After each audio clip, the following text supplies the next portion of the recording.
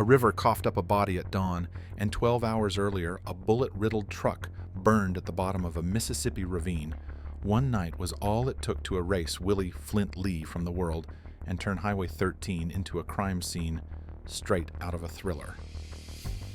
Willie Lee, 44, was a chicken farmer and former volunteer firefighter in Simpson County, known for rushing toward flames instead of running from them.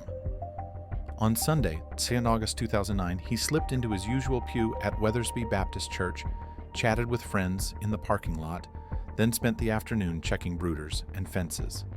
Nothing about that day hinted at danger. Monday, 3 August, started like any other. Flint phoned a cousin about feed, tended his hens, and was expected home by dusk. But that afternoon, his green Chevrolet pickup was seen cruising past his house with someone else behind the wheel. Calls to his cell went unanswered. The yard lights stayed dark. Just before midnight, a motorist on Highway 13 spotted fire flickering through the pines and dialed 911. Volunteer firefighters, some who had stood beside Flint on past calls, found his truck nose down in a ravine engulfed in flames. When the fire died, bullet holes stitched the driver's door, and there were no skid marks on the road above. Whoever shot the truck, torched it, and shoved it downhill, had vanished into the night. At first light, relatives and deputies began searching. Charles Earle, Flint's brother-in-law, drove bridge to bridge along the Strong River, guided only by unease. On one narrow span he braked hard, stepped to the rail, and saw a body rocking in the muddy water below. It was Flint. Blood speckled the concrete, proof he'd been shot on the bridge, one round to the torso, and rolled into the river moments later. News raced through Simpson County. Reporters camped outside the sheriff's office. Church doors stayed unlocked, but hearts no longer felt safe. Detectives combed Flint's life and found no debts, feuds, or secret affairs, nothing to explain a precision killing. Fire had warped metal, water had washed away trace, and the fatal bullet lay somewhere in the riverbed. 4 months later, deputies arrested Bryce Mills, Roderick Gilbert, and Christopher Hubbard. Under pressure, Hubbard confessed. The trio meant to rob Flint as he dozed in his truck. Panic set in, a gun fired, and they tried to erase everything with gasoline and a match. Yet Hubbard soon recanted, and without solid forensics or witnesses, the charges were dropped.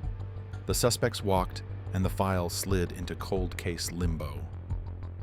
Years have crawled by. Flint's nieces still set an empty chair at Christmas. His fire helmet hangs untouched in the station. The Simpson County Sheriff keeps the case marked active, unsolved, never forgotten. Podcasts replay the 911 call. Travelers slow on the Strong River Bridge where a single gunshot echoed. Somewhere, the person who lit that fire and pulled that trigger is counting on silence. If you know who drove Flint Lee's truck or why a good man never made it home, speak up.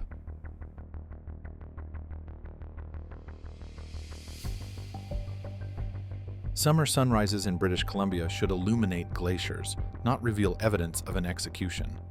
Yet, on July 27, 1988, at first light, a tourist couple stopped on Highway 37A, the Glacier Highway. Their dog leapt from the camper, sniffed a gravel embankment, and recoiled, growling. A body lay face down, dried mud cracking on its shirt. Officers dispatched to the scene quickly identified the victim. Philip Innes Fraser, a 23-year-old American who had been missing for over a month. Philip, the son of 2 doctors from Anchorage, left Alaska on June 14, 1988, driving his black 1983 Volkswagen Jetta. An accomplished violinist and avid reader, he was heading to Olympia, Washington, to resume pre-medical studies at Evergreen State College. 2 days later, after mechanical troubles stranded him in the Yukon, he crossed into Canada at Beaver Creek, surrendering the 2 handguns in his trunk to border authorities before continuing south. At dawn on June 18th, a bearded hitchhiker with a shifty gaze was dropped off near the 40-mile Flat Cafe, close to Dease Lake. Gay Frockledge and her daughter Tina, who ran the cafe, felt uneasy about the nervous stranger with a strong odor and broken teeth. Shortly afterward, Philip arrived at the cafe. Despite warnings, he offered the hitchhiker a ride. It was the last time Philip was seen alive. About 8 hours later, nearly 300 kilometers to the south near Kitwanga, the same hitchhiker stopped. He was alone in the Jetta, introduced himself to Eddie and Pauline Olson as Philip Fraser, said his parents were doctors in Anchorage, and asked for a place to stay overnight. The Olsons accommodated him in their basement.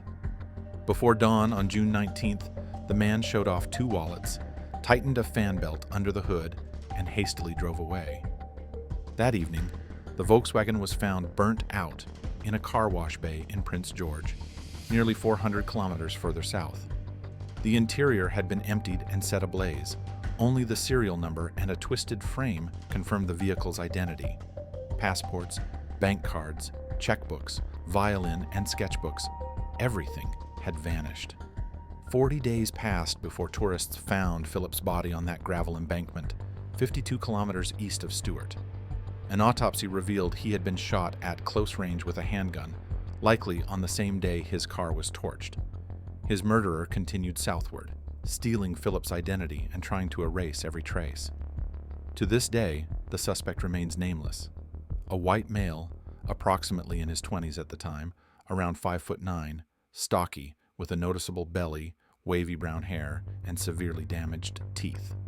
Witnesses distinctly remembered his duck-like walk, strong body odor, nail-biting habit, and slow speech.